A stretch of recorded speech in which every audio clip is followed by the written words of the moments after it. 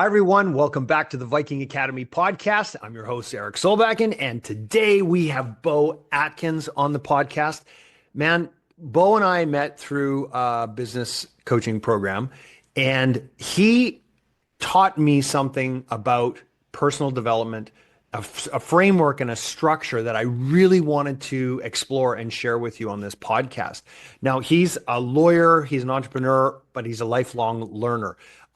He created a whole new business model for divorce law. So if you're someone going through a divorce or a separation in Canada, Beau Atkins is your guy. You got to go talk to him, evolvelaw.ca. But that's not what we're going to talk about on this podcast. What we're talking about is how he does a deep dive into personal development on the mind, the body, and the spirit. There's a framework and a structuring that he has.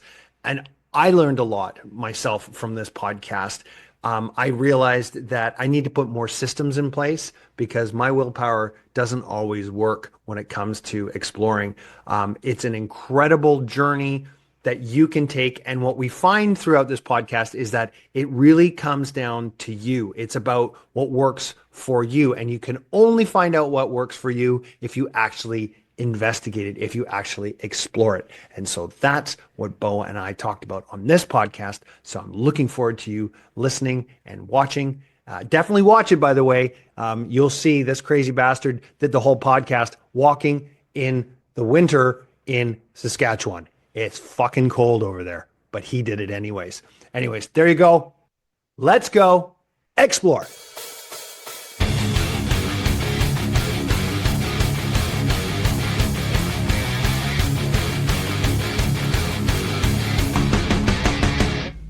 Beau, welcome to the podcast. Thanks, man. Nice to be here. You know, if for those of you that aren't watching the video version, which, by the way, we do have a YouTube channel and also on the Viking Academy website, you can see the video version of this podcast. You'll see that this crazy SOB is actually walking out in the freezing cold in Saskatchewan right now. He's doing a walk and talk podcast. Why'd you come up with that idea, dude? A lot of this originates a few years ago. I realized, so I live in Saskatchewan. I'm born and raised in Calgary. Two fairly cold cities. Saskatoon, probably one of the coldest in the world. And I realized that I hate the cold, or I hated the cold. And so one of two things, either me continuing to live there was insanity and I needed to move, or two, I had to change my relationship with the cold.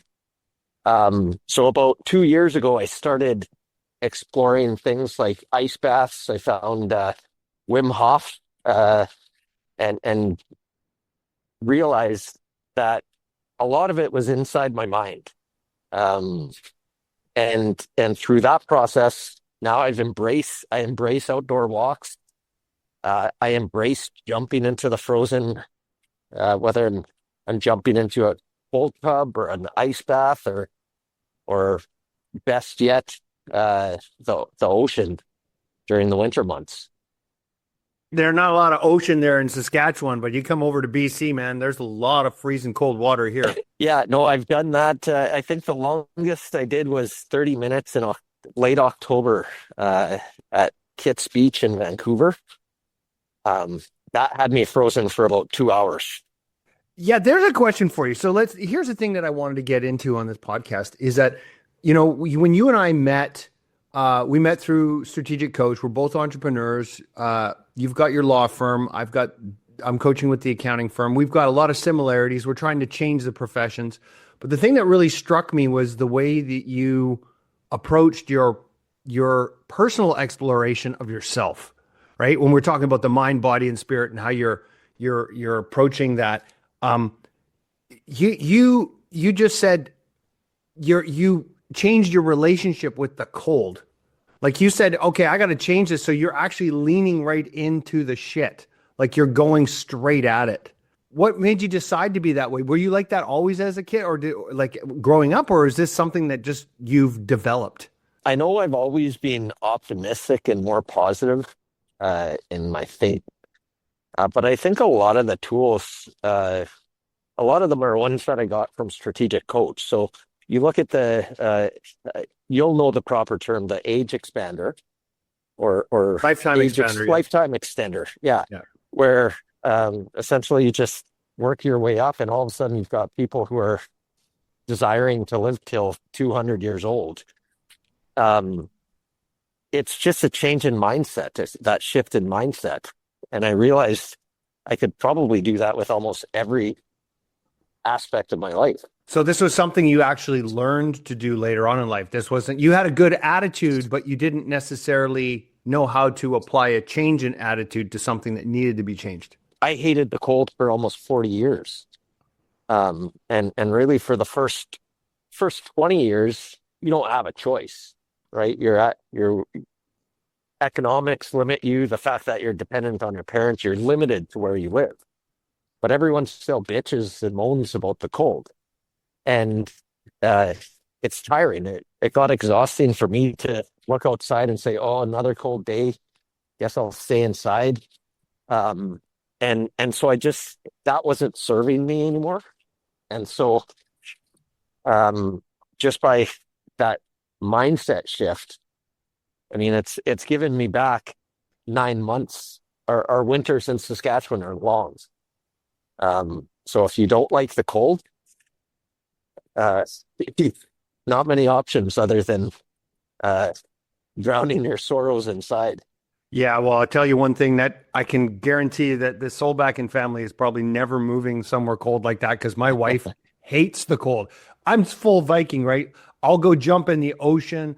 But it still takes a lot of mental toughness to actually pull it off and do it. I started doing, cold plunges about 2.5 years ago. I started doing them on a regular basis. It's still to this day, I have to force myself to do it. And it's really kind of cool, like how you can, when you change the way you look at something, the thing you look at changes. That's like that Dr. Wayne Dyer quote. He goes, when you change the way you look at the world that you look at changes. And you've just proven that when it comes to your relationship with the cold. And that's what and the one thing that struck me when we were chatting was just how deep into an idea or a thought or an exploration that you go. You don't just go half-assed. Like you don't like what I want the listeners to understand is tell us a little bit about how you go about your year. You talked about these quarters and these in-depth quarters. Like kind of frame that out and so everybody kind of understands why I really wanted to have this podcast with you because I found that fascinating. Well, so I mean, every well-run business operates on 90-day quarters. A strategic coach operates on quarters, and we're always coming back, recalibrating every quarter. We implement EOS in the entrepreneur's operating system in my business. And so same thing, there's a quarterly goal. We hit rocks. And I realized that same methodology could be applied to me personally. And in fact, there's a lot of science behind that 90-day specifics of a time frame. It's long enough to get shit done, but it's short enough that you don't lose sight of those goals and you keep on achieving. And you actually get some traction. And so I was going through a journey where I'm just like I'm sure you've experienced and almost every other serious entrepreneur I know has experienced, where I'm picking up fucking everything I can read. And I'm just reading and to the point where at some point it's like, what am I reading for? Most of it I'm not applying. I'm just like taking it in and not doing anything with it. I voiced my frustration at the time I was in strategic coach on the virtual side. And during one of the breakout sessions, one of the other participants, he was a life coach out in New Jersey. I forget his name. But he mentioned to me that he breaks his reading and his learning, his personal learning, into quarters. And so he'll actually design a curriculum for himself. So I said, what a fantastic idea. And since that time, that would have been in probably, I think that was September, so Q3 of 2022. And I've just been following that since. So I'll have a quarter where I focus on sleep, where I'll read Matt Walker's uh, Why We Sleep and Michael Breus and all of these other fantastic authors and studies and everything. And so I'll do a deep dive on sleep. And by the end of that quarter, I'm almost an expert to the point where I now actually have tools and I've figured out what I'm going to measure and how I'm going to assess things. So I can even give myself a grade at the end with all the learning and growth that I had. And so each quarter I'll tackle something a little bit different. So for instance, this quarter I've determined budgeting and finances are not my strong point. So that's what I'm focusing on. I'm rereading Morgan Housel's The Psychology of Money. Scott Galloway has some stuff. I'm listening to one of his books now. I'm gonna sort of read that, and I'm gonna dive into that and solve what's currently a bit of a pain point in my life.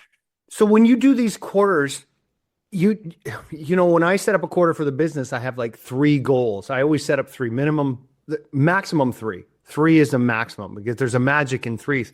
You're not even putting three things to learn in a quarter. You're just going to one, which is I find that incredibly powerful. And it becomes a project too. This is another thing that I've been kind of mulling around in my head, and I'm curious on your thoughts on this too. Is that for me, I find that when I'm in a process state, like I'm just doing the same thing over and over again every day, and it just becomes like a mundane process, I lose all interest. If it's a project that I'm trying to get done and it becomes this goal and this thing that I want to get done, then all of a sudden I have energy and I'm engaged because there's a start point and an end point.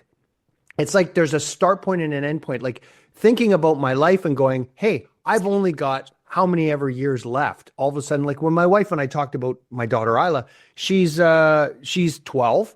She's got 5 years left in school before she graduates, and she's already told us when she graduates from high school, she's getting the heck out. She hates schools, right? So we said, shit, we got 5 years left. So now 5 years all of a sudden becomes tangible, and now I'm like, okay, what do we want to do with those next 5 years? It becomes solid, right? And so I really like that project thought process, and that's what you've done with your personal development. Is created a project around it and said, this quarter, the project is my finances, or this quarter, my project is my sleeping. And it becomes super focused, and there's a start and an end point. So it doesn't feel like the forever ever plan. And for me, it feels like you would be motivated through the whole thing because oh shit, I only got one more week left in this quarter. Here I go. Like I better get, there's something else I wanted to finish on this one project. Yeah, it's exactly that. It's like I guess a good analogy is university. When we went through university, we took some shitty courses that we slogged through, and we're like, oh, I got another 2 weeks. I'm gonna get this done, and then I'm done with it. And we just went through it. So I felt that in some of my quarters where I'm like, I am so done with this topic. I want to move on to the next thing. But the awesome part with it, you and I have talked about this. We've got shiny object syndrome. We will chase squirrels down all sorts of rabbit holes. But if I'm in the middle of my sleep quarter where that's what I'm focusing on, and all of a sudden a shiny new thing or book about fitness or nutrition or emotional intelligence or whatever else comes along, I get to park that. And I get to say, okay, that's going to be my class next semester. Because 90 days is such a short time. And that's another reason I don't make resolutions, because I'm almost making a resolution every quarter, because it's short enough that if you abandon it and it doesn't go anywhere after 90 days, you don't feel so defeated, because it's a recalibration at that 90-day period. The other awesome thing with the 90 days is, in my experience, it's enough time for me to develop lasting habits. So my sleep quarter was Q1 of 2023. I've kept most of those habits. Some don't serve me, and so I don't really supplement for sleep. Um, but they've lasted. And so each quarter, I find that I'm creating these lasting stacked habits that are just making it easier and easier. Right. And so that was the other part of the 90 days is that it's short enough that it keeps you and it has a definite start and an end date that's not too long. So it keeps you motivated to do it. It also, once you have 90 days under your belt, it creates the habit. It's like, just for example, like in the recovery movement of Alcoholics Anonymous, they, for newcomers, when you come in the door, they say, do 90 meetings in 90 days. They say, do Right. 90 meetings in 90 days. And there's science behind that because I got a psychology degree as well, like what we're talking about here. It creates a habit, and then you can, it'll actually last a lot longer. So what you're doing is you're stacking habits upon habits, but your sleep habit is still intact, even though you're not super hyper focused on it in this quarter because it's not the project of the quarter, but it's still sticking with you. Right. I mean, they basically become automatic. Let's talk about the sleep habit. What were some of the ahas you got from doing the deep dive into sleep, and what are some of the sleep habits that you're actually doing right now? Oh, definitely the sort of the set and setting. So making sure that when you prioritize sleep, so um, I'm fairly strict when it definitely as strict when it comes to sleep as I am wake up time. So I'm in bed by a certain time, and usually it's about 10, 11 o'clock. Uh, I will Irish goodbye wherever I'm at, and everybody knows if you can't see Beau, he's already left, he's in bed. And it was getting used to that and comfortable with that. That took a little bit. But then the other thing I learned uh, a lot. Andrew Huberman talks a lot about it on his podcast, but the stuff with the circadian rhythm and getting direct sunlight during the day, how important that is. Uh, Not getting so much blue light in the evenings. Um, just diving into a lot of that science. Inside the bedroom, got rid of the TV, got rid of my phone is not charged in the room because I'm not strong enough to resist that temptation yet. And so if it's on my nightstand, I'll scroll. Like I said, I don't yet have the discipline to control myself, so I have to remove those things. The thing I wanted to comment about that is I found that I don't have very good willpower. Like I have this thing that I share with my coaching clients all the time. I say willpower doesn't work. Systems work, but willpower doesn't work because and it's proven in the literature that eventually you will not be able to sustain willpower over the long run. Your energy levels are low or high or whatever. So you have to create boundaries and restrictions around yourself so that it doesn't, you don't cheat, right? Like if you don't want to, we say, if you don't want to get a haircut, don't hang out at the barber shop, right? And so, Oh, well, and James Clear wrote an awesome piece on good habits and bad habits. For good habits, you want to make them easy. So is this make the them as Atomic easy as, Habits book? yeah, Atomic atomic Habits? Yeah. habits. Yeah. So for a good habit, you want a good habit, make it easy. So take out your gym stuff and put it beside your bed so it's there when you wake up. If you want a bad habit, to get rid of a bad habit, make it difficult. So I have zero discipline around potato chips. You and me Unfortunately, both. that means my 15-year-old will never have potato chips in my house. They're not in the pantry, they're not anywhere because when he's gone, whether he's at school or at his mom's, those chips will be gone pretty shortly after. So again, I'd love to develop the willpower, but until I get to that point, I just have to create those systems or processes that will guide me to success. I think the interesting thing about this is for each individual person, and what I'm hearing for you is that you figured out what works for you and what doesn't work for you. One of the prefaces or the ethos of the Viking Academy is go explore yourself. Figure out what works for you. Like when you hear these gurus saying, "Oh, this is the way it works for everybody." I think that's a bunch of bullshit. I really do. Totally. I think there's some generalities and there's some universal truths out there, but when it comes to you as an individual, you need to find out what works right for you and what works doesn't work for you. Like some people, they're on a full, they're full meat diet. Other people are vegetarians. This one or this. Like everybody has a different physiology. I think in the mental space, it's all the same too, and the physic and the spiritual space. Like we're all different. So you got to figure out what works for you. But it's interesting as you're sharing this, man. I'm like, oh yeah, potato chips. I'm fucked. Like you get the bag, Miss Vicky's, I'm toast. Miss Vicky's crunchy, like done. I'm done. The whole bag will be destroyed. The other thing too for me is ice cream. I know that ice cream is one of my like Moose Tracks ice cream. If anybody's had that before, it's deadly. So if I have it in the house, it's I'll eat it. So I've found that I have to have it not around me, and that's for me that's worked, and that's the systems thing. So I really think. I do believe the universal truth is that willpower can only get you so far. And Right. everybody says, you need mental toughness, you need to be strong. And this is all true, but you need to, I found for me, I have to build a system around it so that I can actually be consistent and get it across the goal line. Oh, totally. We're not all David Goggins.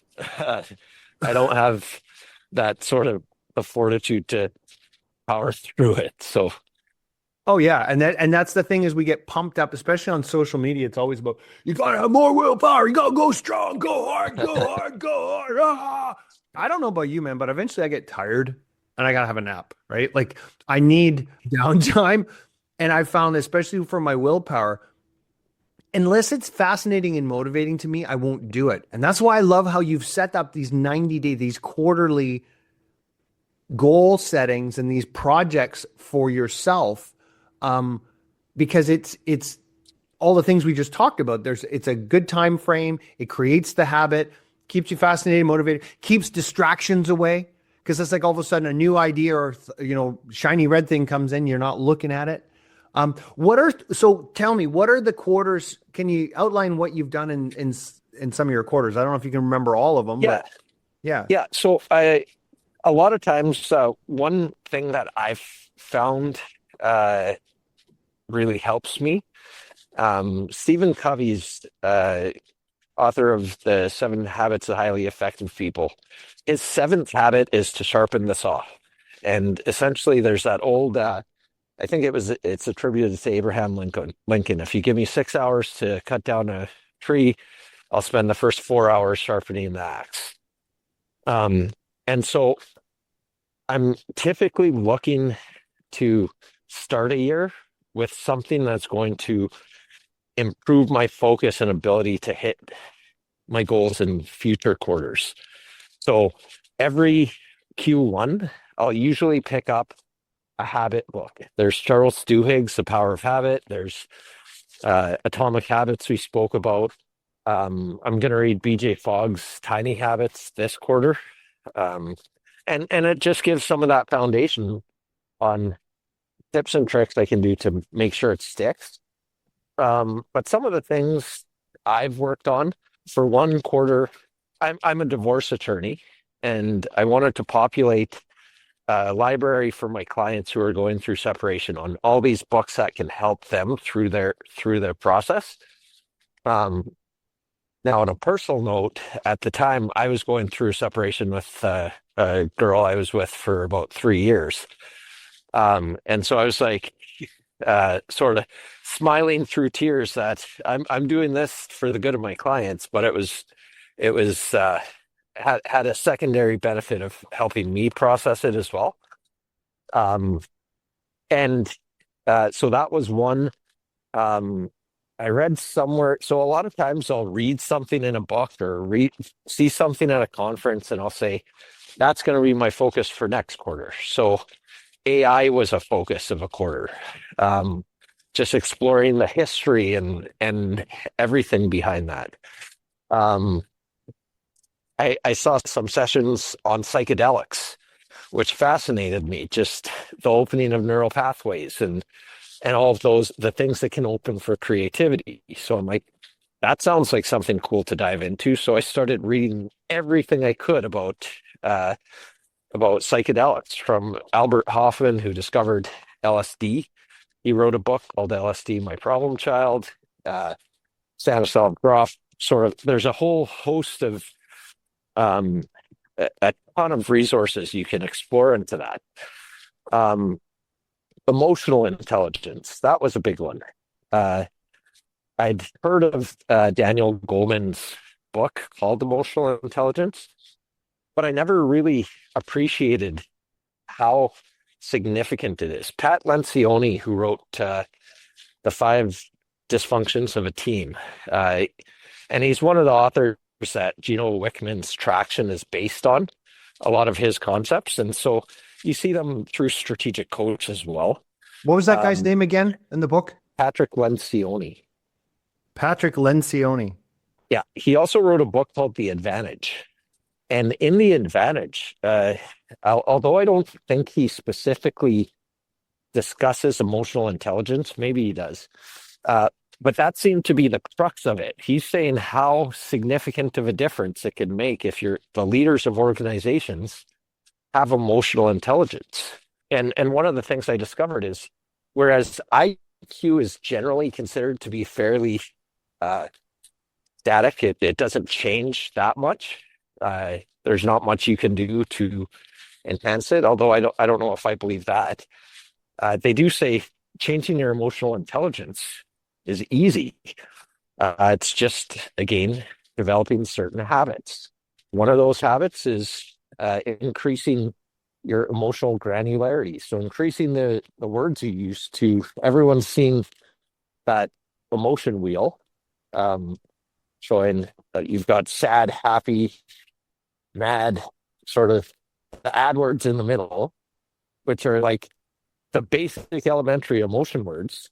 Well, if you don't go a layer deeper, you're not going to be as emotionally intelligent, and it's going to be tougher for you to actually place your finger on how you feel.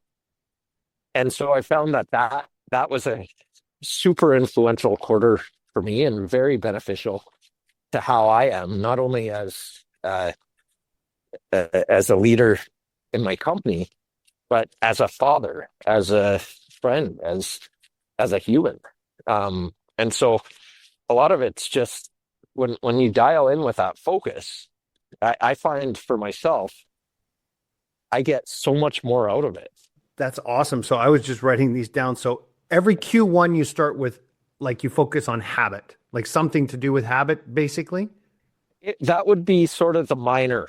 So you mentioned that I just focus on one thing. Sometimes I'll have a mixed focus. So the habit book accompanies the other. So like I said, although I'm focusing on finance, I'll read a habit book to supplement it, because it almost always, I mean, my budgeting and my finances, I'm going to have to create some habits.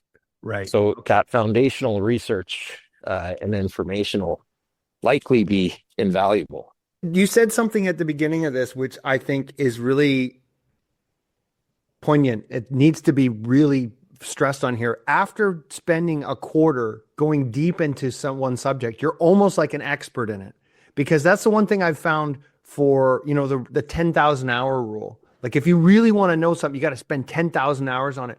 But I find that as an entrepreneur and someone who's constantly growing and exploring myself, I have thin understanding of stuff across a huge spectrum. Like, there's a big swath. There's a lot of width, but there's no depth, right? So there's this width, but the depth comes in when I really deep dive into something, right? And so, for me, the side that I've really deep dived in it is the spirituality side, right? The Quran, the Bhagavad Gita, the Kolbrin Bible, the teachings of alcoholics, and like, there's all these deep. When you go super deep, you get more richness out of it.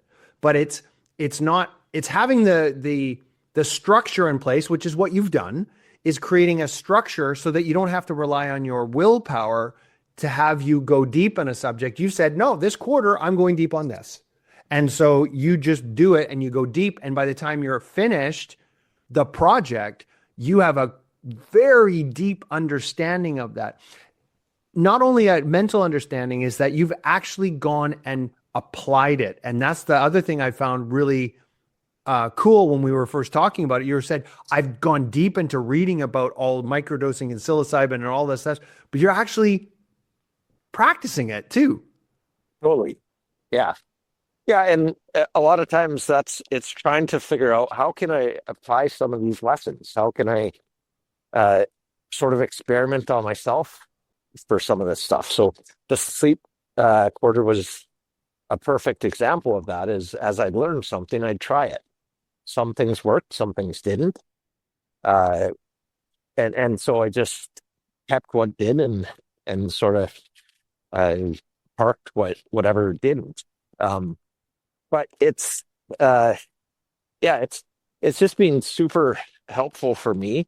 You mentioned or discussed me becoming an expert. I don't think I've become an expert in any of the things I've studied in the quarter, but I've damn sure found out who the experts are. And one of my biggest unlocks in the last year was figuring out a way to take the information I've got in terms of who these experts are and uh and really harnessing that. Um, Napoleon Hill in Think and Grow Rich talks about invisible counselors. Uh, I think Thomas Edison, Henry Ford, Abraham Lincoln, some were alive, some were dead, but essentially the concept is they'd be like his board of directors who he would imagine and consult with before he made some decisions. Um, well, now thanks to the power of AI, you can create your own invisible counselors or your own board of directors. So if I'll go back to the sleep quarter. Michael Breas, Andrew Huberman, Matt Walker, uh, Peter Attia. There's a ton of people who know way more than I could ever hope to about sleep, who I can populate on an AI board and say, I want this board of directors, and this is going to be my sleep board of directors. And then I can plug in my data and say, this is how I'm sleeping, blah, blah, blah. If I have any questions, I have access to the smartest minds who have ever tackled the problem of sleep. But I can do that with every subject that I cover. And so I can have a psychedelic board of directors. You're talking spirituality. You want Bill Wilson on your board of directors? Done. It's some typing. You could put him in a room at the same table as Buddha and Jesus. Right. And there's enough out there that now you've got a spirituality board. You know, I think you've uncovered a really incredible, not rule, but a concept here is that there's so much noise out there. There's so much fucking noise on all these gurus telling you all these things to do. And it's you said you have figured out who the experts are, not who the people think they're an expert or they think they're a guru. And I call it, it's dangerous. It's like a bunch of little children running around with handguns. Somebody's going to get hurt, right? Because you don't know who the experts are. But it's a well-known fact when you look at someone like Napoleon Hill. He was like a groundbreaking, how to win friends and influence people. That was a huge book. That was massive. It's impacted so many people. That's a fact, right? Right. To actually get access to him, you've just said to go to the AI, and now you have access to that expert instead of going onto the internet and whoever's showing up on your social media feed who's got the shiniest, lead magnet. Hey, order right now and they can make everything you want in 15 days, blah, blah, blah. Yeah, like guys full of shit. You can actually Totally. shortcut that and go directly to the experts. And I would imagine with the AI, it'll start to learn who you are, who Beau is. and says, okay, well, this is what your board of directors needs to change the way they give you advice so that it fits Beau and who Beau is, because he's an individual who's different than Eric. Oh, totally. Yeah, and that's one thing I've realized plugging all this stuff into ChatGPT and leaning on it. There's a certain prompt you can put in there saying, you know me pretty well now that based on all our conversations, tell me about my blind spots. And it'll list all those and then you can prompt further and say, be blunt and let me have it. And that's one of the things that uh, I got back was I do too much shit. I need to fucking slow down. I could have told you that. Yeah. But you know what? I see that in the same. I look at myself in the mirror and go, you need to slow down, Eric. And normally what happens is the universe knows when I need to slow down because it just knocks me on my ass. Like that's for me. I go, go, go, go, go, bang, down. I'm down. And then I go, okay, well, obviously I'm supposed to take a rest now. Like, especially Yeah, when I you get mean, really sick. When you get really you, sick, that's your body going, okay, I'm knocking you down. You're done.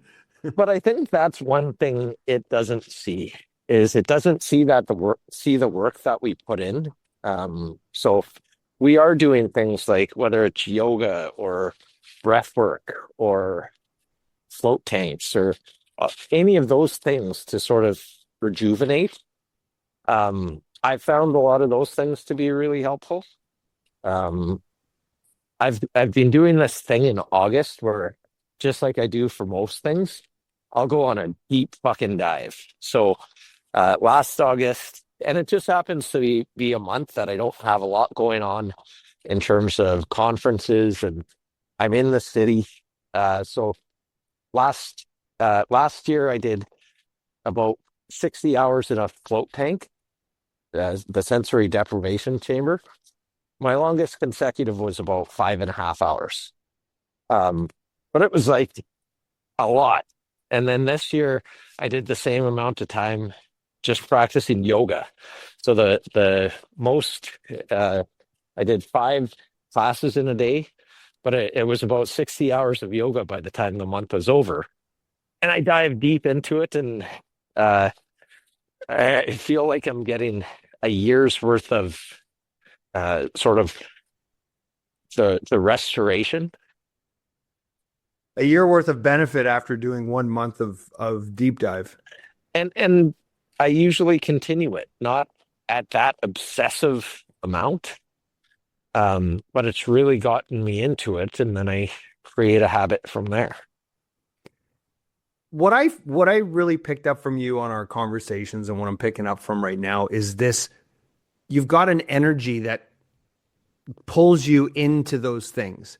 Like, do you find there's more of a pull or a push that happens for Beau? Do you know what I mean by that in terms of when it's something that's really like it's pulling you into it or you're pushing yourself into it?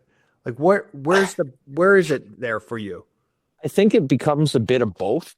Um, but I definitely consider my curiosity a superpower.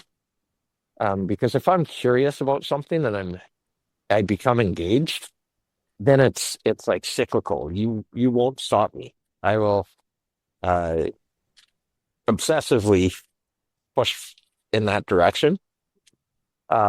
So yeah, I think there's a push pull.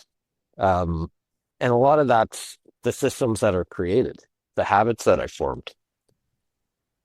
You know, and that curiosity is something that I share with all the people that I coach all the time. It says that when you're working with someone, be really curious, super curious. You want to find out as much as you can about that person so that you can figure out how you can help them. That's got to serve you incredibly well in the law realm that you're in with dealing with divorce and separation and being super curious into who the person is. The more we can be curious about one another and find out what really makes that other person tick, the more you can realize how you can serve them, right? 100%. The the curiosity and being an explorer, this ties right into the Viking Academy. Again, this is why I saw that connection between you and me. It's like that curiosity and that exploration, and that the Vikings they were in a cold fucking climate just like you're in right now. That was the shit. And so what they did is they went and tried to find greener pastures. So they went over to England to find, fertile lands so that they could grow crops, and that was their main thing. They were farmers and traders. They were trying to find newer lands. Now, when they went over, they did some heinous shit, right? Because they're nasty, nasty bastards. But at their core, they were explorers and curious. There's this other concept that I've just kind of been mulling over lately, and I'm curious to hear your thoughts on this, is that the curiosity and exploring yourself, doing the exploration that you've done in yourself, is what creates meaning in our lives. It's not the other way around. It's like, well, what's the meaning of life? Well, you've got to go engage with it. When you go and you're curious and you engage, that actually creates the meaning, as opposed to sitting back and going, well, what's the meaning of life? Well, the meaning of life, go engage in it and you will then find the meaning. Does that happen for you? Oh, 100%. And I think more than that, it refines the meaning. So you might get to a point where you've sort of found your North Star. But again, I can't remember.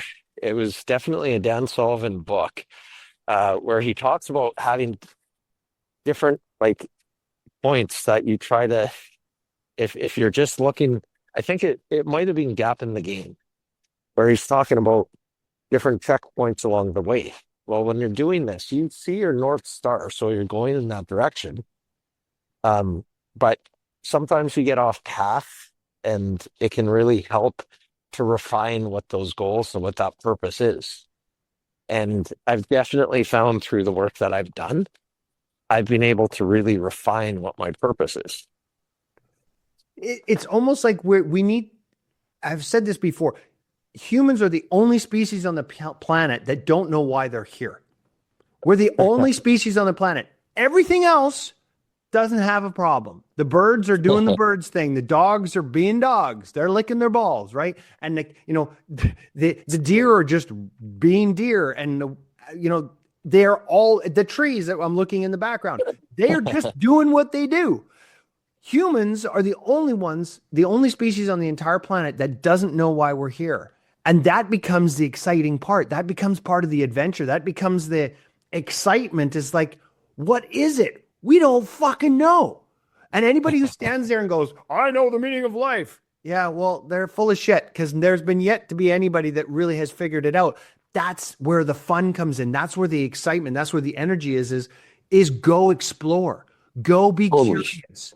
Go figure shit out. Go explore yourself. And you're like, dude, when we met and you told me about these 4 quarters and how you'd go super deep into that on that personal side, I was like, holy shit, if there isn't someone who actually encompasses and embraces the ethos of the Viking Academy more than Beau, I don't know who the fuck it is.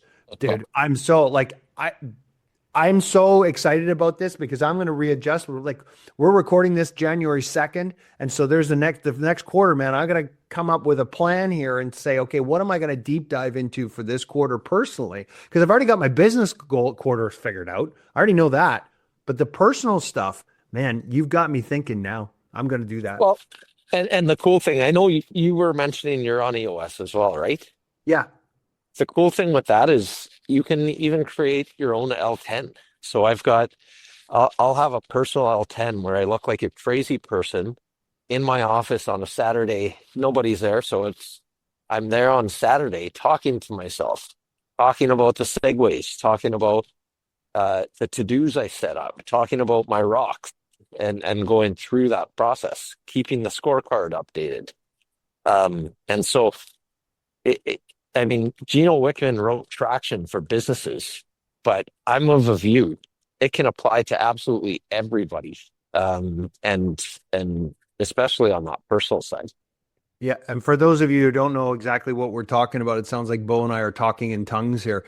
EOS is Entrepreneurial Operating System, and so it's a methodology by which you set up your quarterly goals, your 10-year, 5-year, or 10-year, 3-year, 1-year goals, comes down to quarters, and then it breaks it down all the way to the week. And so an L10 is a level 10 meeting, which is a weekly meeting, which you have with your team, and to make sure that you're gaining traction. That's one of the books that he wrote, which is fantastic, called Traction. You're applying that business methodology to your personal life, and that's how you're gaining traction in your own life, is that you're keeping yourself accountable to yourself. Again, looking like a crazy bastard talking to yourself in the boardroom. You have to record. You know what you should do? Record it. Record the meeting, and then put that back in the chat GPT and say, okay, tell me, what did I miss in this meeting? Yeah, I haven't thought about that. I think that would be awesome. Then it's at least I'm not talking to myself. I'm also talking to the machine.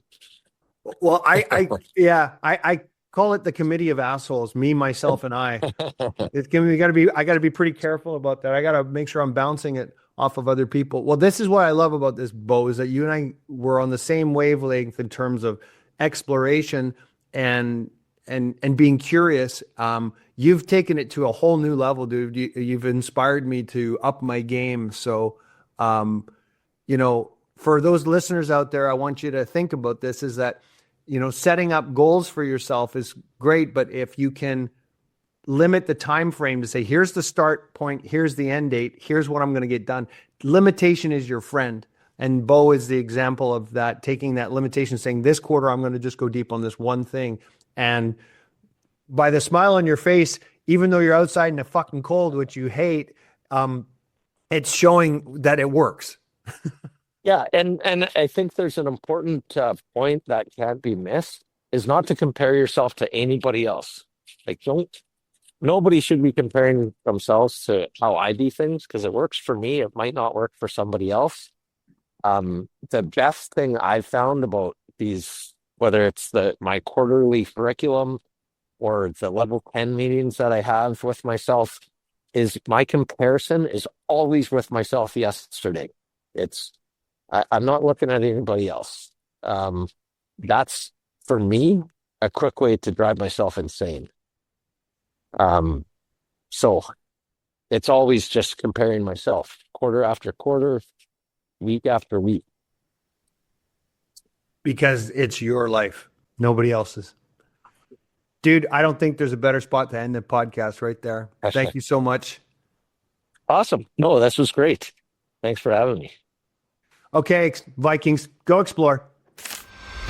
Thanks for listening to the Viking Academy podcast. Make sure to leave us your honest feedback by leaving a review on Apple or Spotify, and hit subscribe so you never miss an episode.